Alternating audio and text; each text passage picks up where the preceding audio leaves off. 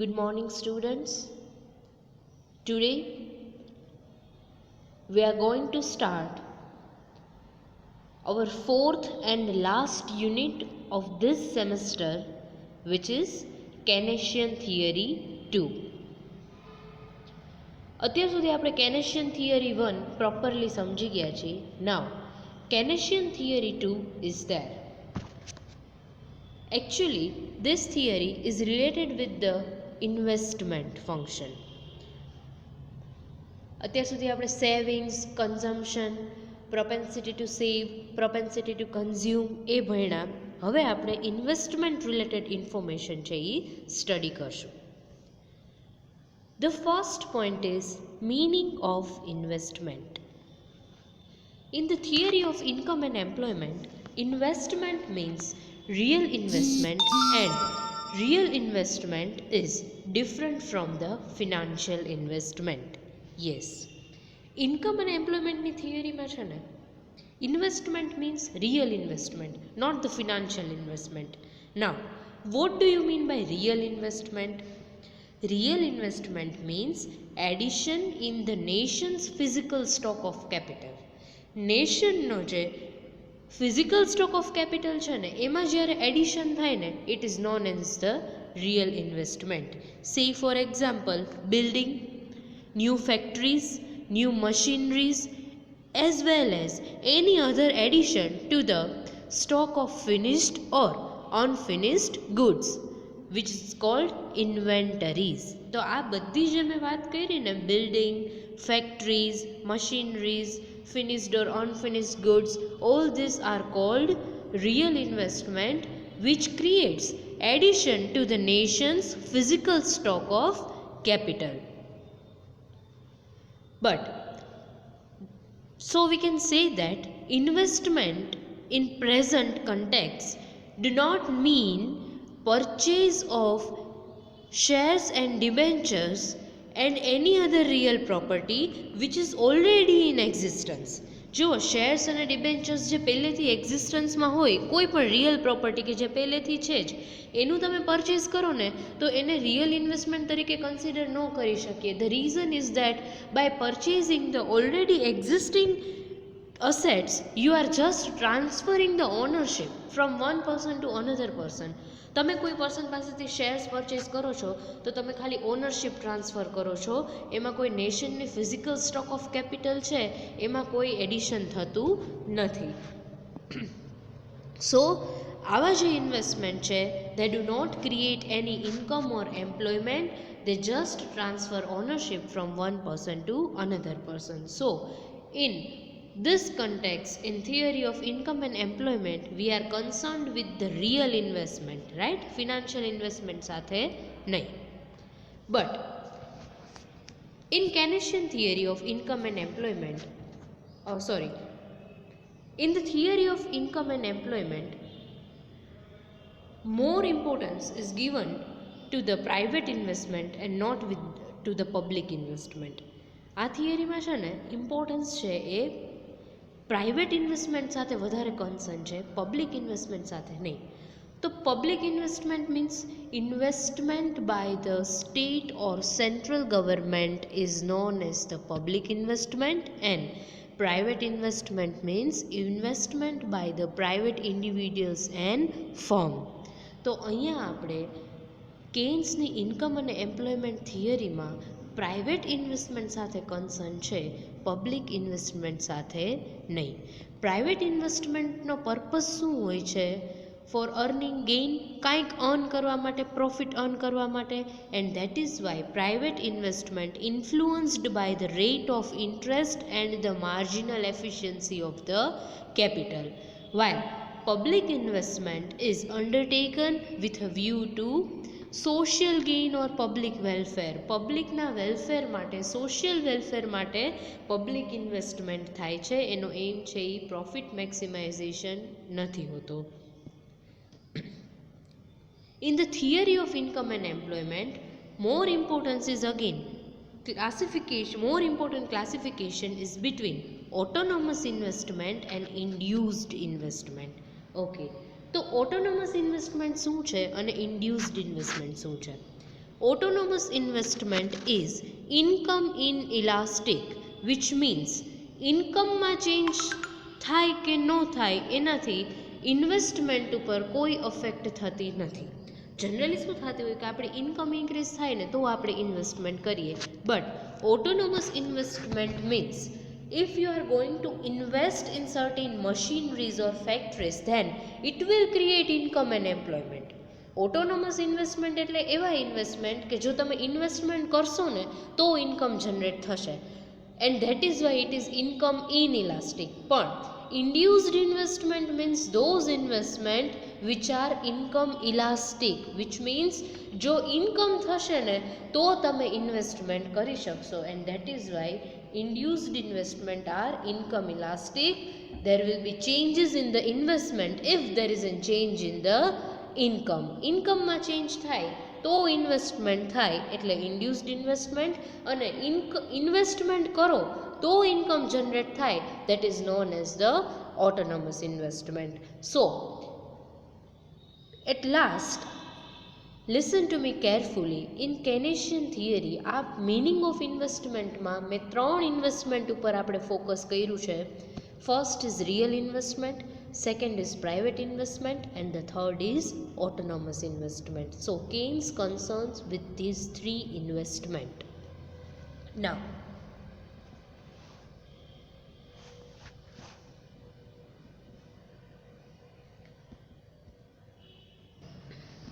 the second point is propensity to invest. આપણે પહેલાં propensity to consume અને propensity to save બે ભણી ગયા છીએ. Now the third is propensity to invest. According to Keynes, a person who have liquid funds can either invest in the government securities or in the capital assets. If you have funds, liquid fund એટલે cash on hand, તમારી પાસે જો money હોય તો either કાં તો તમે એને ગવર્મેન્ટ સિક્યોરિટીઝમાં ઇન્વેસ્ટ કરશો અને કાં તમે કોઈ કેપિટલ અસેટ્સમાં ઇન્વેસ્ટ કરશો. Now, if you are going to invest your fund into government securities, which means that you will earn fixed rate of interest after every specified period. એટલે આપણે કહી શકીએ કે એવરી યર તમને કે એવરી મંથ છે તમને એક સ્પેસિફાઈડ ઇન્ટરેસ્ટ રેટ જે તમારે ડિટરમાઇન થયો હોય એ ગવર્મેન્ટ સિક્યોરિટીમાં ઇન્વેસ્ટ કરો તો એવરી યર તમને ફિક્સ ઇન્કમ જનરેટ થાય. But if you are going to invest in the capital assets, at that time you can earn definite or you can earn income in the form of profit every year. એટલે તમે કોઈ capital અસેટ્સમાં ફેક્ટરીમાં કે એમ invest કરો તો એમાં તમને every year profit મળે. સો અહીંયા શું થશે કે કોઈ પણ પર્સન જો કેપિટલ અસેટ્સમાં ઇન્વેસ્ટ કરશે ને at that time he can not earn fix amount of interest every year. He have to forego interest income from the government securities in the form of fixed annual income, and that is why the return from the capital assets should be always equals to or greater than the rate of interest which we can earn by investing in the government securities. એટલે અહીંયા શું કહે છે કે જો કોઈ person every યરની જે fix income છે ને ગવર્મેન્ટ સિક્યોરિટીઝમાંથી ઇન્વેસ્ટ કરવાથી મળે છે એ ફોરગો કરતો હોય તો એની સામે એને જે મશીન કેપિટલ અસેટમાં ઇન્વેસ્ટ કરે છે એમાંથી જે રિટર્ન મળે છે, જે પ્રોફિટ મળે છે, એ પ્રોફિટ કાં તો ગવર્મેન્ટ સિક્યોરિટીઝમાં જેટલું ઇન્ટરેસ્ટ મળે છે એની સાથે ઇક્વલ હોવું જોઈએ કાં પછી એના કરતાં વધારે હોવું જોઈએ. Than and then he will invest in the capital assets. Now, if sometimes it is possible કે entrepreneurs do not have funds to invest in the capital assets, right? કે એની પોતાની પાસે ફંડ જ ન હોય તો કેપિટલમાં ઇન્વેસ્ટ કેવી રીતે કરે? At that time they have to borrow fund from outside, right? અત્યારે ઘણી બધી એવી ફર્મ્સ છે, ઇન્સ્ટિટ્યુશન્સ છે, ઓર્ગેનાઇઝેશન છે, બેંક છે કે જે લોન્સ પ્રોવાઈડ કરે છે. So at that time entrepreneurs can borrow funds from the outside. But again in this case annual expected return of the capital asset must be equal to or greater than the rate of interest કે જે એણે every year એ borrowed fund માટે pay કરવાનું છે. હવે તમે બહારથી fund બોરો કરો, ઉધાર લ્યો, તો એની ઉપર તમારે ઇન્ટરેસ્ટ તો પે કરવો જ પડે. હવે જો તમે 10% ઇન્ટરેસ્ટ પે કરતા હોય અને એની સામે તમારી ઇન્કમ છે એ 10% ઇન્ટરેસ્ટ કરતાં પણ ઓછી હોય, તો એટલીસ્ટ તમારી ઇન્કમ એટલી હોવી જોઈએ કે તમે ઇન્ટરેસ્ટે પે કરી શકો અને એમાંથી કાંઈક અર્ન પણ કરી શકો. સો from this, we can say that people's propensity to invest is influenced by two factors. The first is expected rate of return and the second is current rate of interest. એટલે કેટલો rate of interest મળે છે અને બીજું છે expected rate of interest return. એટલે તમે કોઈ મશીનમાં ઇન્વેસ્ટ કરો છો તો તમને એમાંથી એવરી યર કેટલું expected return મળે છે. The third point is investment function. Yes, consumption function જોયું, એવી રીતે હવે આપણે investment function સમજીએ. Now, according to Keynes, demand for investment depends on two factors. The first is expected rate of profit, that is marginal efficiency of the capital. જો every year તમે કોઈ પણ કેપિટલમાં ઇન્વેસ્ટ કરો છો ને એમાંથી કેટલો પ્રોફિટ એક્સપેક્ટેડ છે ને એને તમે marginal efficiency of the capital તરીકે પણ કન્સિડર કરી શકો. And the second point is the rate of interest. Now, investment is a function of marginal efficiency of capital and the rate of interest. But before going through the formula, let me tell you something more about the investment function. A person having amount of savings has two alternatives.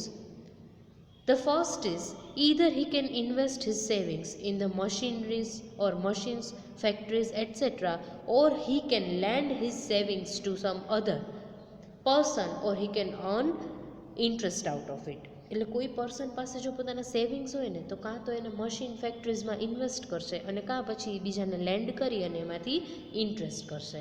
Now, if investment છે એ મશીન્સમાં કે ફેક્ટરીઝમાં કરે અને એનું return છે, expected profit છે એ 20% છે અને current rate of interest છે એ 10% છે, તો ઓબ્વિયસલી એ મશીનમાં ઇન્વેસ્ટ કરશે.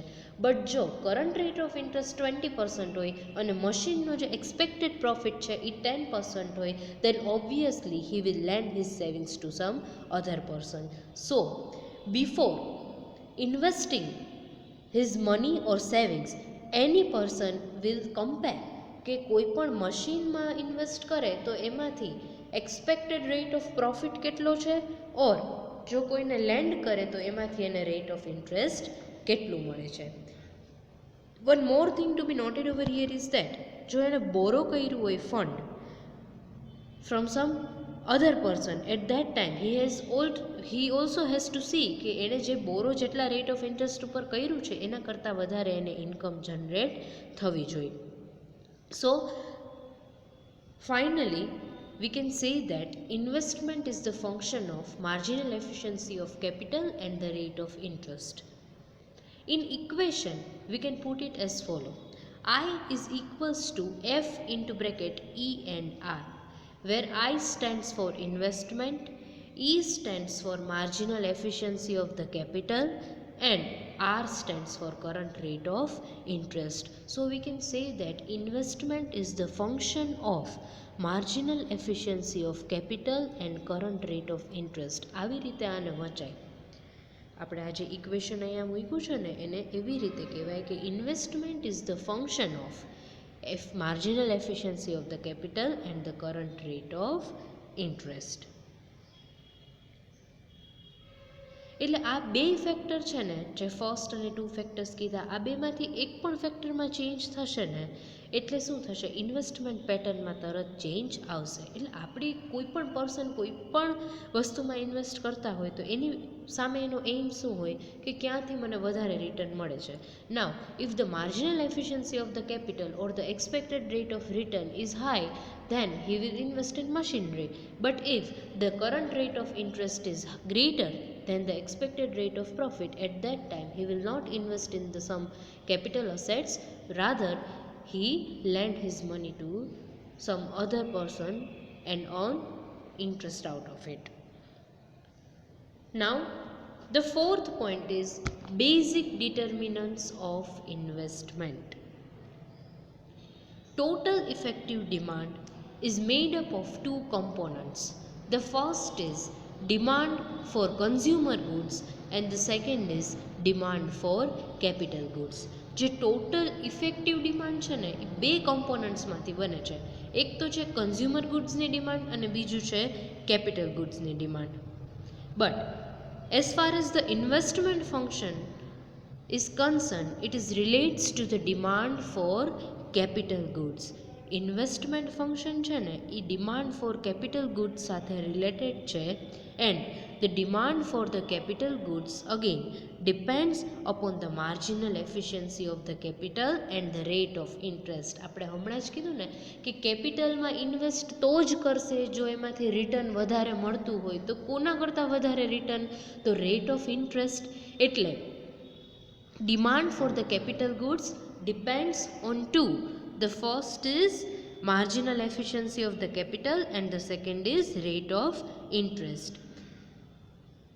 Now if the interest is given, the marginal efficiency of the capital will determine the demand for the capital goods. હવે શું થશે કે જો ઇન્ટરેસ્ટ રેટ છે ને ફિક્સ છે કે 10% છે, તો હવે આપણે શું જોશું? શેના ઉપર ડિપેન્ડ કરશું કેપિટલ ગુડ્સની ડિમાન્ડ? તો marginal efficiency of the capital. જો MEC, now I am not going to pronounce the whole name, but marginal efficiency of capital means MEC. Now interest rate is given. If interest rate is given at 10%, at that time the demand for the capital goods will depend on the MEC. If MEC is higher than 10%, then we will definitely invest in capital assets or capital goods. But if MEC is less than %, at that time we will not invest in capital goods. Now, in economy, investment activity is determined by two factors. The first is expected rate of profit on capital and the second is the rate of interest. Now, entrepreneurs has to decide on their investment plans on the basis of the comparison between these two. Expected rate of profit, that is also known as the marginal efficiency of the capital. Yes, Keynes છે ને એ expected rate of profit ને marginal efficiency of capital તરીકે પણ consider કરે છે and the second is current rate of interest. But what happens over here, rate of interest છે ને એ મોર or less stable હોય છે શોર્ટ ટાઈમમાં. એમાં એટલું બધું ફ્લક્ચ્યુએશન નથી આવતું. એટલે શોર્ટ પીરિયડમાં જ્યારે રેટ ઓફ ઇન્ટરેસ્ટ ફિક્સ હોય ને, then investment will largely depends on the expected rate of profit on the capital. So it is the marginal efficiency of the capital or the expected rate of profit will determine the investment. એટલે ultimately આપણે આ પોઈન્ટના એન્ડમાં એવું કહી શકીએ કે investment છે એ શેના ઉપર ડિપેન્ડ કરે છે? માર્જિનલ એફિશિયન્સી ઓફ કેપિટલ ઉપર, because the rate of interest is more or less stable in the short run. Now the next topic is marginal efficiency of capital. Now we are going to discuss MEC in detail. હવે આપણે ડિટેલમાં સમજીએ કે marginal efficiency of capital શું છે અને આપણને કેવી રીતે મળે.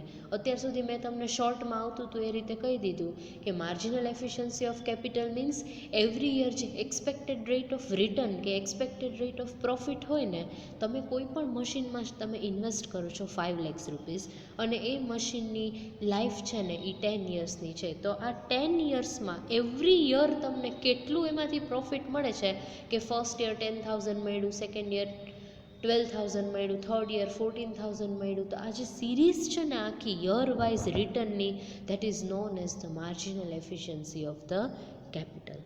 નાઉ according to Kurihara, marginal efficiency of capital is defined as the ratio between prospective yields of additional capital assets and its supply price. Prospective yield એટલે જે સંભવિત yield છે, yield means return, સંભવિત ઇન્કમ છે શેમાંથી? તો તમે જ્યારે એડિશનલ વધારાનું કેપિટલ ઇન્વેસ્ટમેન્ટ કર્યું છે તો એ કેપિટલ અસેટ અને એની સપ્લાય પ્રાઇસ કે કેટલામાં તમે એને પરચેઝ કરી છે, એ બેની રેશિયો કેટલો છે, એમાંથી કેટલું રિટર્ન મળશે, એનો આપણે આ માર્જિનલ એફિશિયન્સી ઓફ કેપિટલ છે એના ઉપરથી ફાઇન્ડ આઉટ કરી શકીએ by comparing this two. Symbolically we can express this as E is equals to Q divided by P or Q upon P. Here E is equals to marginal efficiency of the capital, Q means expected yields or prospective returns of a capital assets, and P means supply price of the assets. Now marginal efficiency of the capital depends on two factors. Yes, હવે આ એમઈસી છે એ કયા factor ઉપર depend કરે છે? આપણે કીધું કે ઇન્વેસ્ટમેન્ટ છે એ એમઈસી અને રેટ ઓફ ઇન્ટરેસ્ટ ઉપર ડિપેન્ડ કરે છે. Now MEC will depend upon again two factors. The first is prospective yields of the capital assets and the second is supply price of this asset. હવે કોઈ પણ અસેટમાં તમે invest કરો છો તેમાં તમને પ્રોસ્પેક્ટિવ રિટર્ન કેટલું તમને પોસિબલ છે એ, અને બીજું એની સપ્લાય પ્રાઇસ કેટલી છે. Prospective yields means the series of annual income expected by the investor from selling the output. Yes, હવે મેં કોઈ મશીનમાં કોઈ કેપિટલ અસેટ એટલે મશીનરીમાં મેં ઇન્વેસ્ટ કર્યું છે, તો એ મશીનનો યુઝ હું કયા પર્પઝથી કરીશ? પ્રોડક્શન પર્પઝથી. હવે હું એમાંથી પ્રોડક્શન કરું તો એ આઉટપુટ જે પ્રોડ્યુસ થયું એને માર્કેટમાં સેલ કરીશ. તો હું જ્યારે માર્કેટમાં એને સેલ કરું તો એવરી યર મને એમાંથી એક ઇન્કમ જનરેટ થાય. તો આ એવરી યર કેટલી ઇન્કમ જનરેટ થાય છે ને, first year, second year, third year, fourth year, જ્યાં સુધી મશીન વર્ક કરે, તો આ જે યરલી જે સિરીઝ છે એન્યુઇટીઝની, it is known as the prospective yields or the annual income expected by the investors.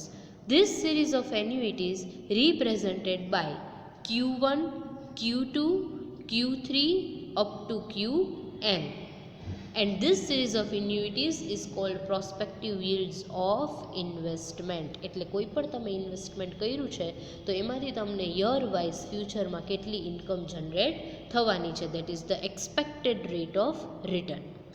Now a precise definition of marginal efficiency of capital is given by Keynes is as that rate of discount which would make the present value of the series of annuities of an assets during its lifetime just equal to its supply price. એટલે એવું કહે છે કે તમે કોઈ પણ એક machine purchase કર્યું છે, એની લાઈફ ટાઈમ છે એ 10 યર્સની છે. 10 યર્સ પછી તમે જ્યારે એને માર્કેટમાં સેલ કરો છો ત્યારે એની પ્રાઇસ કેટલી હોવી જોઈએ? કે તમે જ્યારે એને પરચેઝ કરી છે એની પ્રેઝન્ટ વેલ્યુ છે એટલી જ એની સપ્લાય પ્રાઇસ છે, બે ઇક્વલ હોવી જોઈએ. કે હું આટલા વર્ષ, તો મને પ્રોફિટ કેવી રીતે થાય? તો આટલા યર્સ, 10 યર્સ મેં એ મશીનને યુઝ કર્યું, તો 10 યર્સ એ મશીનમાંથી મને કાંઈક ઇન્કમ જનરેટ થઈ છે, તો એ મારું પ્રોસ્પેક્ટિવ yield છે. પણ હા, 10 યર્સ પછી હું જ્યારે માર્કેટમાં એ મશીનને સેલ કરું તો મને સેમ પ્રાઇસ મળે? Obviously no. તો એ કઈ પ્રાઇસથી મળશે? Discounted price. તો એને જો કીધું ને, that rate of discount which would make the present value of the series of annuities of an assets during its lifetime just equal to its supply price. એટલે ડિસ્કાઉન્ટ ફ્યુચરની આપણે એક પર્ટિક્યુલર રેટ ઓફ ડિસ્કાઉન્ટથી એ અસેટની જો present value find out કરીએ તો એ value છે એની supply price સાથે equal હોવી જોઈએ. સેમ થિંગ જ્યારે હું તમને એક્ઝામ્પલથી સમજાવીશ ને ત્યારે તમને ક્લિયર થઈ જશે. નાઉ here is the formula and then we will discuss one example. But before that,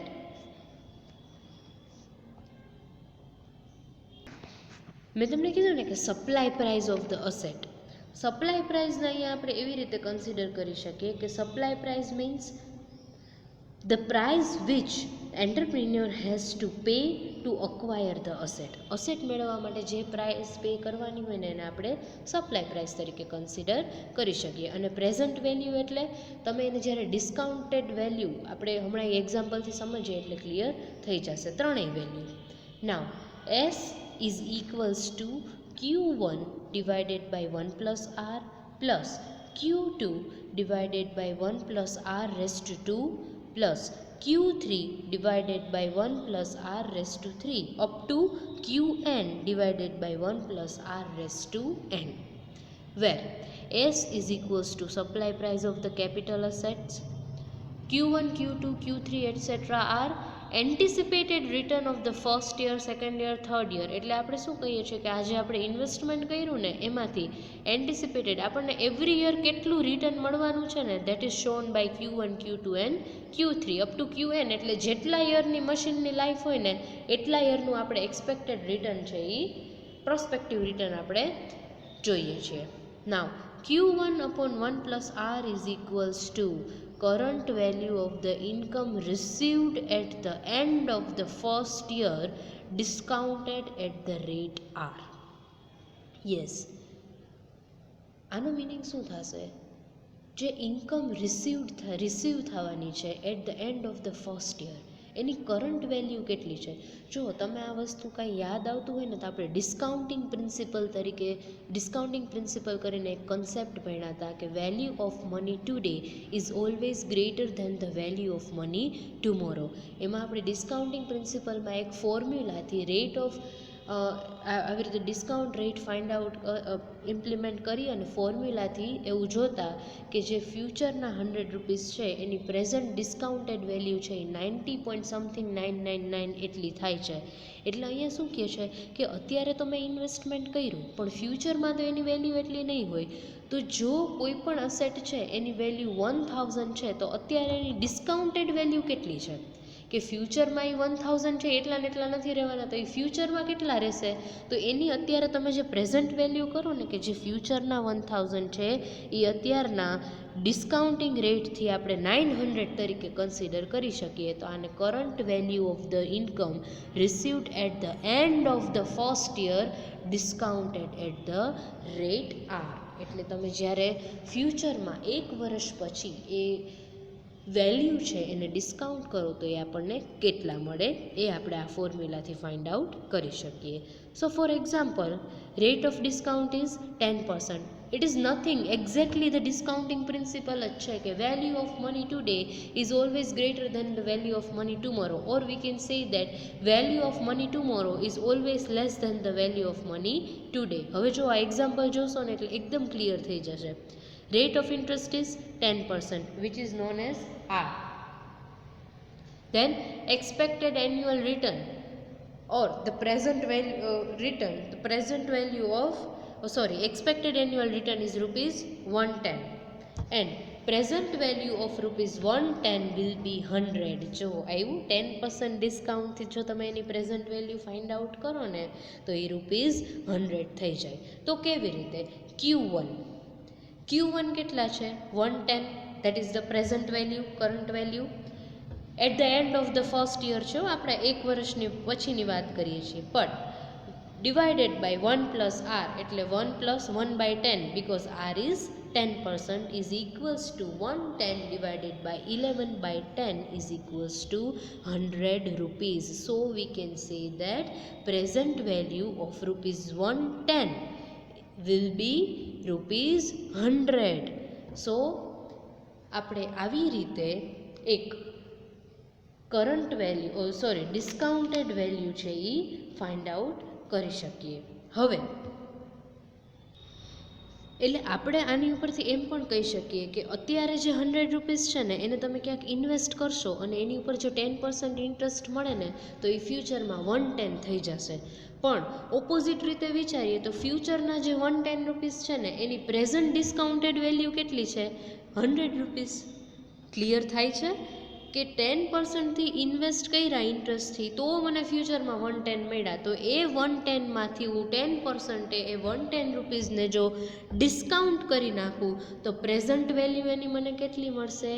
110 મળશે, રાઈટ? એટલે આપણે મશીનમાં એવું જ કરીએ છીએ કે જો એક વર્ષ માટે આપણે એ મશીનને યુઝ કરીએ તો એમાંથી જો ઇન્કમ 110 રૂપીઝ મળવાની હોય તો અત્યારે કેટલી હોય એની વેલ્યુ? 100 રૂપીઝ. તો આવી રીતે આપણે પ્રેઝન્ટ વેલ્યુ છે એ ફાઇન્ડ આઉટ કરીએ છીએ. That is current value of the income received at the end of the first year. એટલે એક વર્ષ પછી આપણને જે વેલ્યુ ઇન્કમ રિસીવ થવાની છે એને ડિસ્કાઉન્ટ રેટથી આપણે કરંટ વેલ્યુ ફાઇન્ડ આઉટ કરવાની છે.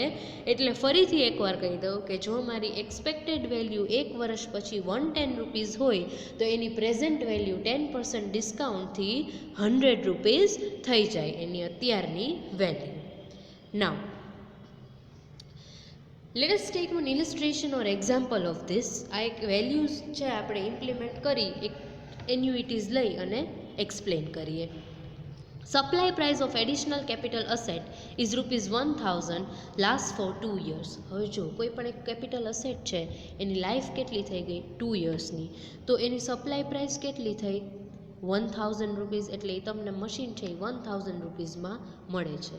Now in the first year expected income is 550. Yes, પહેલા વર્ષે 550 મળે છે and 605 in the second year. Yes, first year 550 rupees and second year 605 rupees. Rate of discount is 10% obviously and it is known as R. એટલે Q1 થઈ ગયા 550, Q2 is equals to 605, R is equals to 10% અને S એટલે કે supply price કેટલી થઈ ગઈ 1000. હવે જો આપણે આ ફોર્મ્યુલામાં મૂકીએ. Again supply price is equals two always discounted prospective yields. એટલે જે પ્રોસ્પેક્ટિવ yields છે ને મારી ફ્યુચર ઇન્કમ એની પ્રેઝન્ટ ડિસ્કાઉન્ટ વેલ્યુ હું ફાઇન્ડ આઉટ કરીને તો it should always be equals to the supply price. હવે આ કેવી રીતે ઇક્વલ થાય છો? 1000 is equals to 550 divided by 1 plus 1 by 10 and 605 divided by 1 plus 1 by 10 raised to 2 because it is of the second year. તો finally આપણને મળશે 1000 is equals to 500 plus 500. So ultimately 1000 is equals to 1000. So supply price becomes equal to the discounted prospective yields. એટલે જો તમે ફ્યુચરમાં આજે 605 અને 510 બેનો ટોટલ કેટલો થાય 1155 થાય, રાઈટ? 605 અને 510 તો 1155 છે એની પ્રેઝન્ટ ડિસ્કાઉન્ટેડ વેલ્યુ કેટલી થઈ 1000. ક્લિયર થાય છે બધાને? રાઈટ? તમારી બુકમાં એક્ઝામ્પલ છે જ, એકવાર ફરીથી રિફર કરજો so it will be more clear to you. Now the rate of discount or the MEC that would be equate the two sides of the equation in this example is 10%. આપણે જોયું ને rate of discount or MEC છે બે side equal થઈ જાય છે 10% છે. But from the formula of the marginal efficiency of the capital, we may conclude that the first thing is that marginal efficiency of capital will increase if the expected yield increase. હવે તમે કોઈ પણ machine છે એમાંથી જે expected return છે એ વધારે કરો, વધારે ને વધારે રિટર્ન એક્સપેક્ટ કરો તો એની MEC એ ઇન્ક્રીઝ થવાની જ છે. MEC એટલે સિરીઝ ઓફ એન્યુઇટીઝ, કે હું એવું એક્સપેક્ટ કરું છું કે અત્યાર સુધી આ મને ફર્સ્ટ યર 550 મળ્યા, પણ જો હું એવું એક્સપેક્ટ કરું કે ફર્સ્ટ યર 1000 મળશે તો એનું expected rate of profit or marginal efficiency of capital definitely increase થશે જ. બટ ક્યારે? જ્યારે સપ્લાય પ્રાઇસ ઓફ કેપિટલ છે એ કોન્સ્ટન્ટ રે ચેન્જ નો થાય. જો સપ્લાય પ્રાઇસ ચેન્જ થાય તો સામે MEC ઇન્ક્રીઝ ન થાય બિકોઝ આપણી કોસ્ટ છે એ વધી ગઈ. અને બીજું, marginal efficiency of capital will decrease if we will expect less, કે એક્સપેક્ટેડ રિટર્ન છે એ ડિક્રીઝ થઈ જાય, કે હવે આપણે એમ થાય છે કે 550 રિટર્ન નહીં મળે but expected return will be 400. At that time marginal efficiency of the capital will decrease, again assuming that the supply price of the capital asset remain unchanged. એનું રીઝન, હવે આપણે અહીંયા સપ્લાય પ્રાઇસને શું કામ કોન્સ્ટન્ટ રાખી? કારણ કે જો બે એકસાથે ચેન્જ થાય ને તો કોઈ વેરિએશન આવે જ નહીં. પણ જો સપ્લાય પ્રાઇસ કોન્સ્ટન્ટ હશે ને તો MEC ઇન્ક્રીઝ થશે જો એક્સપેક્ટેડ yield ઇન્ક્રીઝ થાય, અને જો સપ્લાય પ્રાઇસ કોન્સ્ટન્ટ હોય તો MEC ડિક્રીઝ થશે જ્યારે એક્સપેક્ટેડ yield છે એ ડિક્રીઝ થાય. Now, same way, MEC will increase if the supply price of the capital asset declines. હવે જો સપ્લાય પ્રાઇસ ડિક્રીઝ થઈ ગઈ તો marginal efficiency of the capital increase થશે. એનું રીઝન છે સપ્લાય પ્રાઇસ એટલે આપણે કોસ્ટ જ કહી શકીએ ને, જે પ્રાઇસથી આપણે મશીન પરચેઝ કરીએ છીએ that is also known as the cost of production or purchasing the capital asset. તો સપ્લાય પ્રાઇસ ડિક્રીઝ થશે તો MEC છે એ ઇન્ક્રીઝ થશે, but when expected yields are constant or stable. એટલે હવે આપણે સેકન્ડ કન્ડિશનમાં શું રાખવાનું છે કે એક્સપેક્ટેડ રિટર્ન છે ને એને કોન્સ્ટન્ટ રાખવાનું. ફર્સ્ટ કન્ડિશનમાં આપણે સપ્લાય પ્રાઇસને કોન્સ્ટન્ટ રાખી, સેકન્ડ કન્ડિશનમાં આપણે એક્સપેક્ટેડ yield કોન્સ્ટન્ટ રાખીએ ને તો MEC ઇન્ક્રીઝ થશે.